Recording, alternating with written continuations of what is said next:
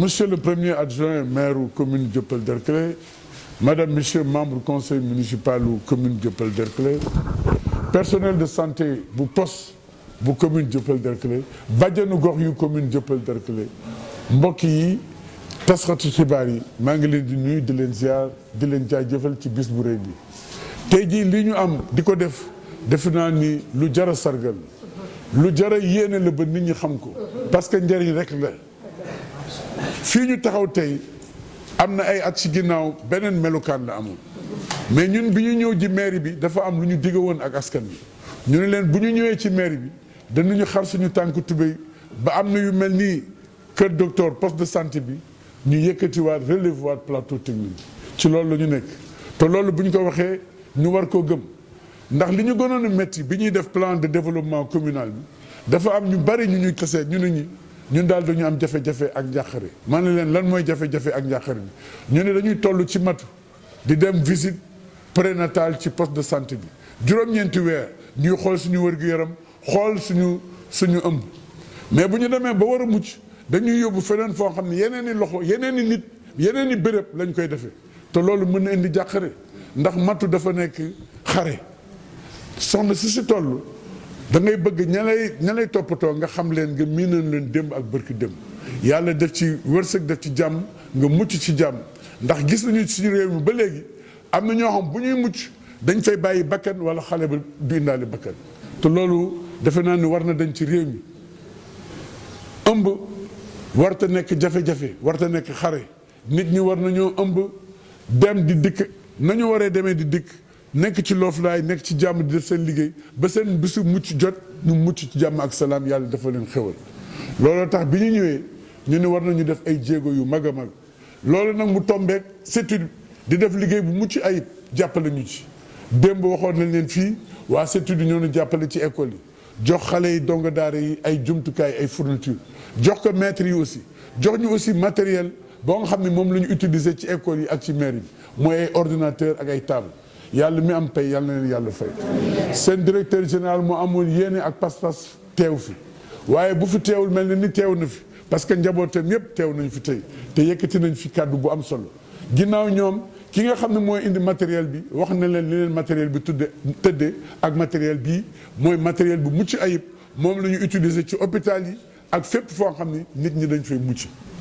moo tax bi ñu ñëwee ñu ne nañu defaraat poste de santé bi bu mu niroog commune Dieuppeul-Derklé ndax commune Dieuppeul-Derklé dafa taaru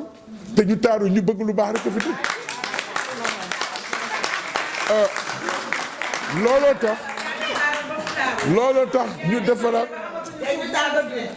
looloo tax ñu defaraat poste de santé bi gis ngeen nii liggéey bi sax pareegul ñu ngi toll ci peinture ak defaraat mais yemuñu ci loolu dañu defar maternité bi defar logement sage-femme ndax heure mucc yàlla rek moo ko xam mën na nekk bëccëg mën na nekk guddi mën na nekk xaaju guddi mën na nekk nawet mën na nekk noor saa su nekk nit mucc na ci looloo tax ñu ni war nañu def suñu kéemtalaay kattan ba képp kuy mucciti dootoo wàlliyaan te li may ci indi ngir sabab rek mooy te maa ngi koy wax ci teewaayu bàjjanu gox yi nga xam ne ñu ngi leen di sant di leen gërëm ñoom duñu ni bu ñu doon góor ndax li ñuy def ñëpp gis nañu ko fu mbir am moo xam da nga tawat moo xam da nga itteewoo gis docteur dañu fay dem teewlu moo xam da nga itteewoo ndimbal wala jàppale dañu fay dem teewlu te lépp ñoo koy def ci seen kattan ci seen alal ci seen amam yàlla mi am fay yàlla na yàlla fay. bis damay xëy di liggéey fekk fii benn soxna soo xam ne dafa ñëw dafa nit mën nañoo mucc fii muy waaj a mucc ci biir poste bi ci bunt ba la taxaw di mucc bu dul woon teewaay ak xare ñu bàjjenu gox bi ci mbedd mi lay amee doom waaye ñoom ñoo ko taaw yenn ko def ca la ca war yóbbu ko ci clinique bi bañ ñu ko xamalee aussi ñu dem seetu ko ñu ne nag la ñu waroon def war nañ ko baral ba mu gën a gaaw ndax nit ñi di mucc fii loolu moo sabab ñu tabax maternité bi tabax logement sage-femme bi et ma da leen di jox dig daje bëgg nañu fileeg at mi di jeex ak at mii ñu dëgmal ni ko song bëgg nañu ubbi maternité bi képp kuy muccati nga mën a mucc fii ndax xam-xam baa ngi fi xarañ baa ngi fi yéene baa ngi fi ak pas-pas bi personnel de santé bi du ma bàyyi di leen sant di leen gërëm ci seen taxawaay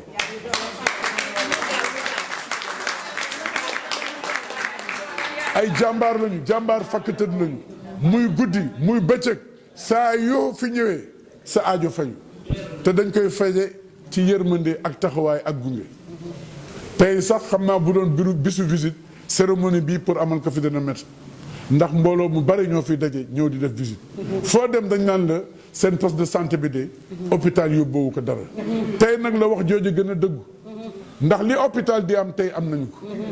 li ci des rek mooy ñaan ci yàlla subhanahu wa taala matériel bu mucc ay bii di table d'accouchement di couveuse di échographie nga xam ne ay lu jafe-jafe am la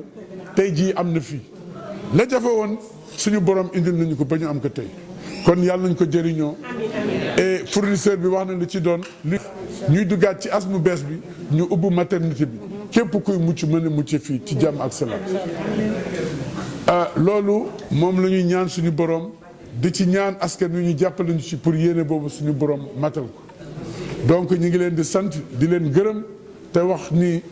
alhamdulilahi rabbil alamin ci seen teewaay li ñu fi dajale tey nag liggéey la boo xam ne BRT depuis projet bi mu commencé mi ngi ko lëkkaloo ak waa commune de Dieuppeul-Derklé mu doon li ñuy wax accompagnement dans le accompagnement social boo xam ne BRT bi mi ngi koy def dans le cadre de ses activités accompagnement boobu nag dafa créer benn CIS ñu dee comité d'information et de suivi boo xam ne tey man maay coordonnateur bi depuis 2016 donc BRT ci cadre CIS bi mi ngi liggéey ak commune bi donc ci noonu jamono yi ñu génn jox nañu école yu bëri ay fourniture ay sac ak ay matériels yu bëri jàppale ne tamit les directrices d'école matériel de bureau ak ay ordinateurs pour gën a yombal seen liggéey n'est-ce pas tey ñu ngi ñëw ci centre bi centre médical pour indi matériel boo xam ne matériel bu am solo la xam naa madame Kébé ci kanam dina ci dellu siwaat mais matériel bi dina permettre ak ci suñu yaakaar tey ne ëllëg centre médical bi dina dox beneen jéego maanaam ci naka lay gënee jël femme jigéen ñi nga xam ne dañuy ëmb naka lañ leen di gën a jàppale n'est-ce pas donc yaakaar nañ ne lii lu am solo la luy ñëw ci commune bi donc ñu ngi gërëm ñëpp ci seen taawaay di vraiment di rafetlu yëpp di jox kaddu bi xam naa waa centre bi comme ça ñu wax ci tuuti merci beaucoup jërëjëf. sama tur maay Oumar Nahari man maay coordonnateur comité d'information et de suivi du BRT ci Dieuppeul-Derklé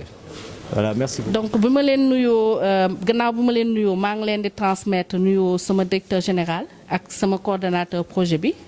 bu ñu sañoon tey fii dañ fiy nekk mais tey ku suivre RFM sax dina xam ne mu ngi doon intervenir ci rajo yi par rapport ak embouteillage yi am ak désagrément yi am ak grands travaux yi am présentement donc loolu moo tax tey teewu fi donc ma ñëw représenter ko di wax ne fii aussi du ma fi gan donc monsieur le maire daf ñu yaatal comité d'information bi yaatal ni tamit suñu kër lañ ñëw mun nañ wax ne suñu kër lañ ñëw donc njëkkoon nañ ñëw pour indi matériel pour jàppale collectivité territoriale bi parce que dañu wax léegi pour les projets structurants mooy projets yi nga xamante ne projet yu mag la muy BRT muy TER muy yeneen projet yëpp et président daf ñu sant ñu mën a gestu bu baax population yi ñuy romb donc du ñuy yem rek ci personnes affectées par le projet mooy ñi nga xam impacté yi la dañuy jóg mais dañuy aussi intervenir pour mën a gën a jàppale mën a aussi gën a dékku doléance population yi donc doléance population yi nag ku ci ñëw ci éducation mooy kit scolaire yi ñu joxe woon ñëw ci produit d'entretien ak mbas mi ñu nekkoon ñëw ci di ñaan yàlla mu jëlee ko fii ci jàmm ak salaam di ñëw aussi ci matériel informatique ak yooyu noonu yépp nga xam ne c'est juste pour jàppale population tey nag dañu ñëw pour jël beneen volet boo xamante ne daf ñu ñor muy volet santé mère enfant donc loolu moo tax ñu indi matériel médical bu bees tàq boo xamante ne ci su garantie ba am na assurance et puis prestataire bi nga xamante ne ñu ngi koy sant dina former personnel bi tam ci utilisation bi matériel bi nag table d'accouchement la boo xamante ne mot na complet ak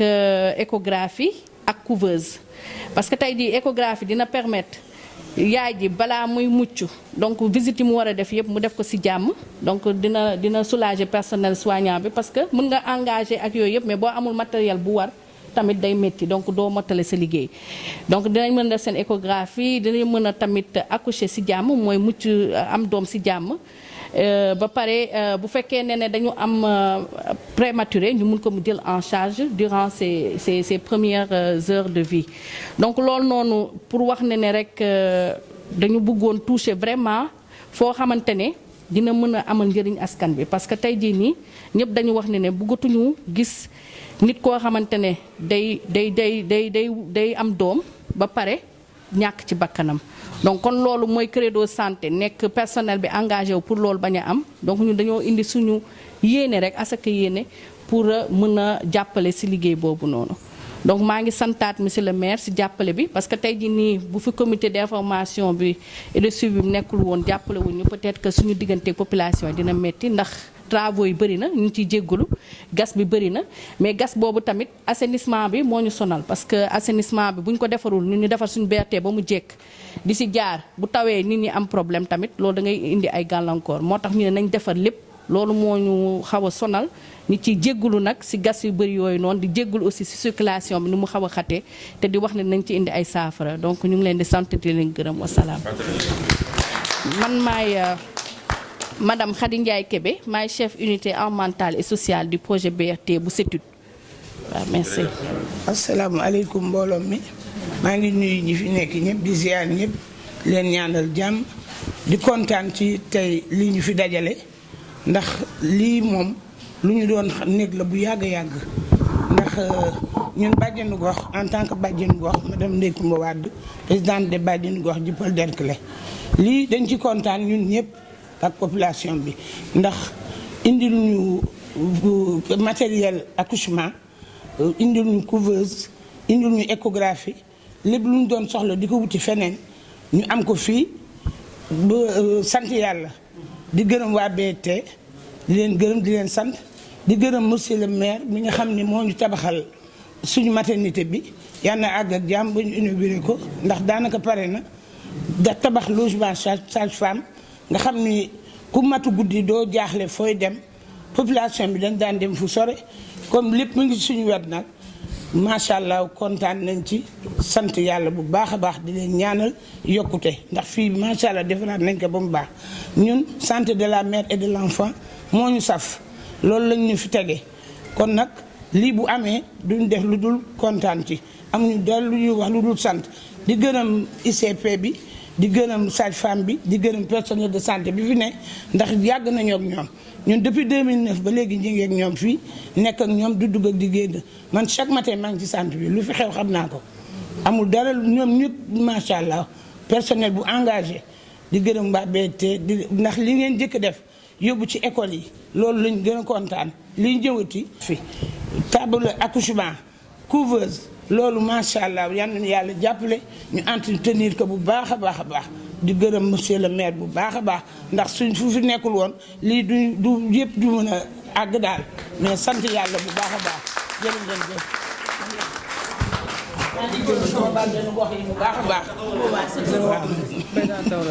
présenté wu naa madame Ndeye Coumba Wade présidente bàjjenu gox Dieuppeul Derklé. parce que vraiment ñu ngi remercier monsieur le maire ci maternité bi mu ñu tabaxal parce que Dieuppeul Derklé soxla woon nañ ko te vraiment def na ko sant yàlla kon aussi tamit matériel bii nga xamante ne waa BRT dañu ko fi indil aussi ñun avantage la si ñun ñii nga xamante ne ñooy sage-femme yi parce que daf ñuy permettre suñu liggéey gën a gaaw prise en charge bi gën a gaaw daal parce que au lieu ñuy dem de gauche à droite pour transférer suñuy patientes yi nga xamante ne dañu soxla prise en charge day permettre ñu def ko sur place sans pour autant ñu dem de gauche à droite. nous disons vraiment ñu ngi sant yàlla nag di remercier suñuy personnel yi nekk ci Derklé ci poste bi remercier tamit maire bi remercier bàjjenu gox bi remercier relais bi vraiment merci daal aw ma dara lu may wax kontaan trop merci beaucoup. maa ngi nuyu yéen ñëpp seen tur ak seen sant ñu ngi nuyu waa poste de santé bi ñu ngi nuyu monsieur le maire ñu ngi nuyu waa BRT ñu ngi nuyu képp ku fi teew. bon ñu ñooy fournisseur bi je suis monsieur Momat Ndiaye responsable du stock et de la logistique de la STE. projet bii nii projet bu extraordinaire la parce que matériel bi déjà couveuse échographe ak table accouchement ku ko wax nga lu bëri ci hôpital te matériel bi macha allah matériel de qualité la moom la ñuy livrer partout dans les hôpitaux moom la ñuy livrer principal Dantec Fann hôpitaux yëpp à chaque fois c'est le même matériel de qualité dañu fay def ay 8 ans 10 ans te matériel bi tamit ñu ñoo assurer intervention yi di def ay diagnostic pour avant muy am ay panne tomber en panne fekk ñun anticiper nañ de ce fait panne yi du ñu wax ne du tomber en panne mais dinañ ko anticiper de telle sorte que bon mun na néew quoi en même temps tamit dinañ assurer formation personnelle bi su ko defee ñoom dinañ gën a xam nan la ñuy tenir en compte matériel bi nan lañ koy sàmmee nan lañ koy désinfecter de telle sorte que matériel bi dina yàgg te ñëpp dinañ ci mën a gis seen njëriñ bon loolu laa bëggoon wax su ko defee au moins yéen ñëpp ku nekk def ko yëfu boppam su ko defee incha allah matériel bi dina yàgg ba pare incha allah ku nekk dina ci gis boppam kenn dootul évacuer kenn ci beneen poste de santé ku nekk fi nga dëkk nga fajoo fa Sénégal jëm kanam. Merci.